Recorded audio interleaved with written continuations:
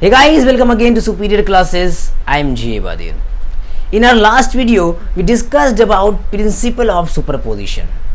Means अगर एक system के अंदर more than two charges are present, multiple charges are present, फिर वो multiple charges एक दूसरे पर या किसी particular system पर या किसी particular charge पर या किसी particular point charge पे किस तरह से forces apply करते हैं, अट्रैक्शन हो या रिपल्शन हो, किस तरह से किसी चार्ज पर फोर्स लगेगा, इसकी बातें हमने पिछले क्लास के अंदर, पिछले वीडियो के अंदर की थी.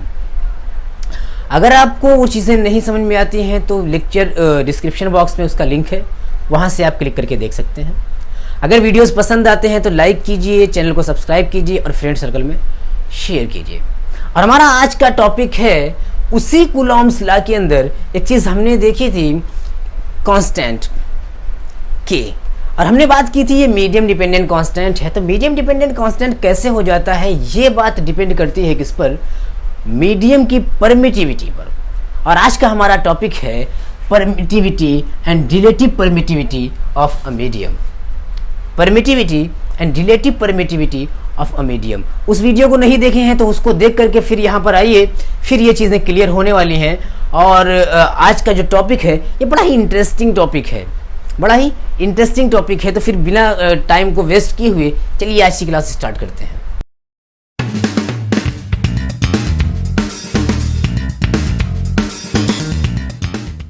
सो गाइस, जैसा कि मैंने कहा कि आज का हमारा टॉपिक है, today's topic is permittivity and relative permittivity. क्या होती है परमिटिविटी? नाम से तो कुछ और लग रहा है लेकिन काम थोड़ा सा उल्टा है, काम इसका उल्टा है. मैंने कहा कि जब कूलॉम्स लॉ के अंदर हमने बात की कांस्टेंट की, तो फिर पहले थोड़ा सा कूलॉम्स लॉ पे नज़र डालते हैं. एक पॉइंट चार्ज ये है, एक पॉइंट चार्ज ये है, इनके बीच की जो डिस्टेंस है वो r है. और ये अगर दोनों ही पॉजिटिव प्लस क्यू चार्ज हो तो फिर ये रिपेल करेंगे एक दूसरे को line along joining the centre, along the line joining centre. Central forces हैं ये, और ये फोर्सेस इक्वल होंगे आपस में. ये सारी चीज़ें हमने बात की थी. इनके बीच की डिस्टेंस अगर r है, इनके बीच की डिस्टेंस, सेंटर्स के बीच की डिस्टेंस अगर r है, तो यहाँ पर जो फोर्स है वो हमारा अकॉर्डिंग टू कूलॉम्स लॉ वो होता था k q1 q2 upon r का स्क्वायर, ये होता था.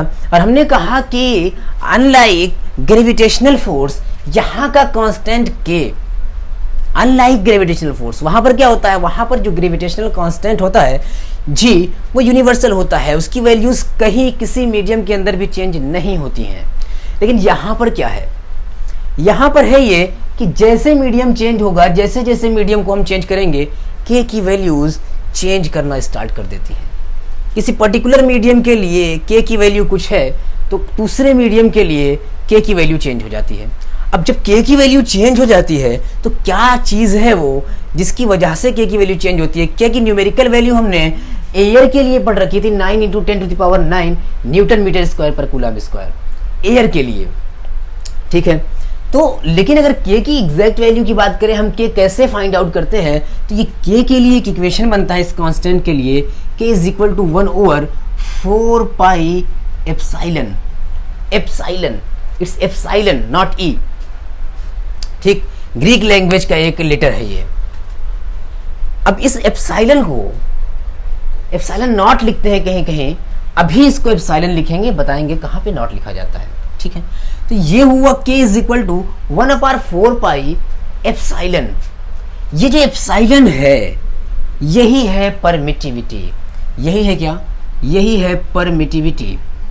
Permittivity of a medium, of a medium, किसी मीडियम की परमिटिविटी. नाम से लग रहा है कि ये परमिट कर रहा है किसी चीज़ को, किसी चीज़ को परमिट कर रहा है. लेकिन हमें इस इक्वेशन में क्या दिख रहा है?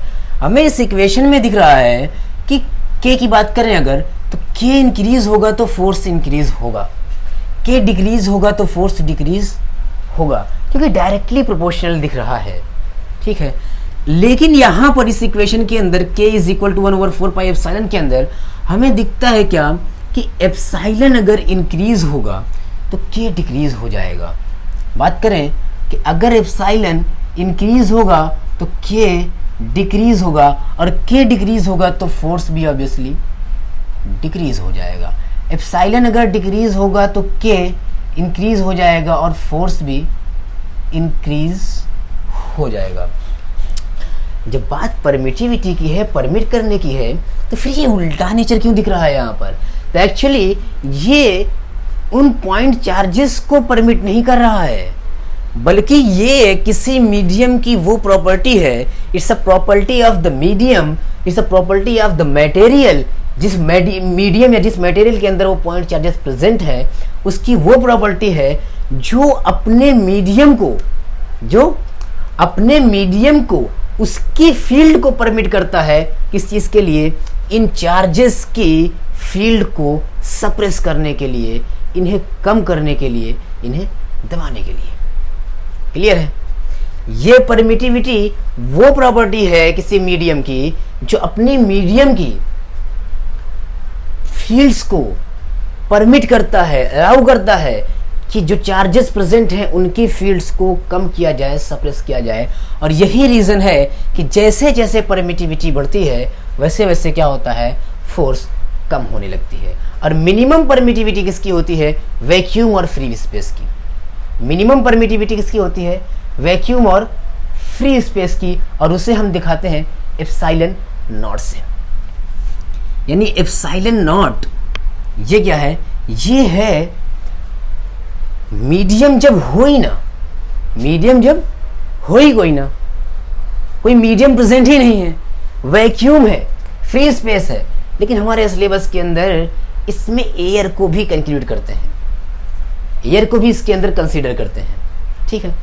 और यहाँ पर फ्री स्पेस और एयर के लिए जो परमिटिविटी होती है वो मिनिमम होती है, उससे कम परमिटिविटी किसी की नहीं हो सकती, जो है 8.85 इंटू 10⁻⁻12 कूलॉम स्क्वायर पर न्यूटन मीटर स्क्वायर।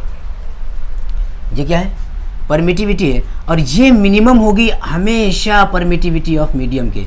इसकी वैल्यू होती है 8.85 इंटू 10⁻⁻12 कूलॉम स्क्वायर पर न्यूटन मीटर स्क्वायर।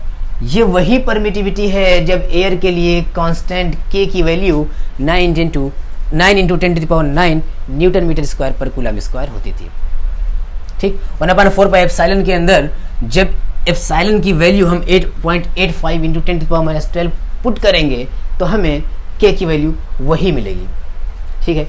अब जैसे जैसे मीडियम चेंज होगा परमिटिविटी इंक्रीज करती जाएगी। मिनिमम परमिटिविटी है किसकी? फ्री स्पेस की, वैक्यूम की, एयर की। इसका मतलब क्या हुआ?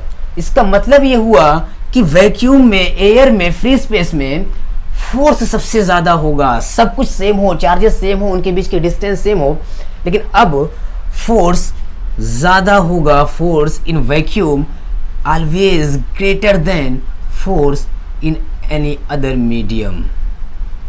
क्लियर है?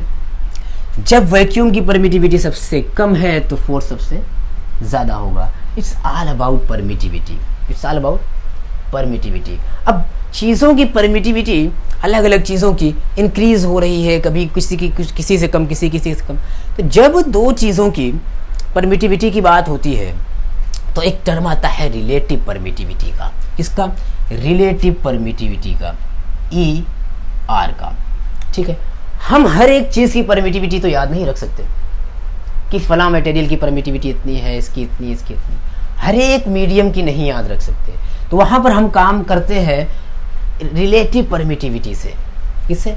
रिलेटिव परमिटिविटी से। और ये होता है परमिटिविटी ऑफ मीडियम और परमिटिविटी ऑफ एयर। यानी permittivity of medium with respect to air जो होती है वही होती है रिलेटिव परमिटिविटी। जैसे हमने क्लास 11th के अंदर रिलेटिव वेलोसिटी, रिलेटिव एक्सेलरेशंस, इन सब चीज़ों को पढ़ा था, सेम वही चीज़ यहाँ पर है। क्या? और रिलेटिव रिफ्रैक्टिव इंडेक्स हम लोग पढ़ने वाले हैं अपने सेकेंड बुक के अंदर, जो चैप्टर है हमारा लाइट का, ठीक, रे ऑप्टिक्स का, उसके अंदर भी हम रिलेटिव चीज़ें पढ़ने वाले हैं। तो जहाँ पे रिलेटिव चीज़ें होती हैं वहाँ यही तरीका अपनाया जाता है। ये क्या है कि relative permittivity is equal to permittivity of medium over permittivity of free space. Clear है? अब ये क्या है actually relative permittivity? Relative permittivity क्या है? ये दिखाता है कि how many times permittivity of medium is greater than permittivity of air. क्या ये कुछ और नहीं है? क्या है? It shows that how many times the permittivity of the medium, the permittivity of the medium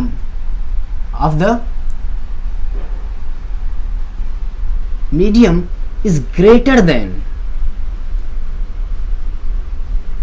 किसके? Permittivity of free space.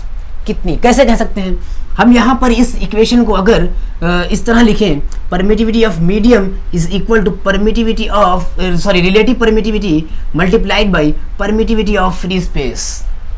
देखें फिर ये क्या हुआ? परमिटिविटी ऑफ मीडियम कितने टाइम्स फ्री स्पेस की परमिटिविटी से ज़्यादा है? यही तो है यहाँ पर, कितने टाइम्स ज़्यादा है। ठीक है, सपोज करिए मैं कहूँ कि किसी मटेरियल की रिलेटिव परमिटिविटी 7 है, किसी मटेरियल की रिलेटिव परमिटिविटी 7 है, तो उसकी मीडियम की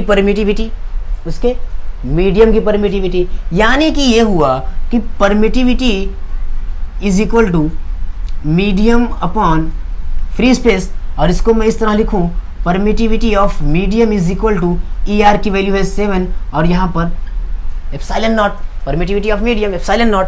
और यही हुआ हमारा परमिटिविटी ऑफ मीडियम, यानी कि permittivity of medium is 7 times greater than permittivity of free space और परमिटिविटी ऑफ एयर। ये होता है हमारा रिलेटिव परमिटिविटी। ये वो चीज़ें थी जो हमें कूलॉम्स लॉ को अप्लाई करते टाइम बहुत ही काम आती हैं। और ये एक इंटरेस्टिंग पॉइंट भी था कि क्यों परमिटिविटी नाम है इसका और ये फोर्स को कम करती है, इंक्रीज क्यों नहीं करती? परमिट करना चाहिए था। तो वो ये पॉइंट था वहाँ पर कि क्यों यहाँ पर इसका उल्टा होता है। ठीक है, और अब हमारा अगला टॉपिक जो है वो है हमारा electric field and field lines. ठीक, इसकी वीडियो हम जल्द ही लेकर के आ रहे हैं, electric field and field lines की। अगर ये वीडियो आपको पसंद आया तो लाइक कीजिए, वीडियो को अपने फ्रेंड सर्कल में शेयर कीजिए, चैनल को सब्सक्राइब कीजिए। मिलते हैं एक नए वीडियो में। Best of luck and take care.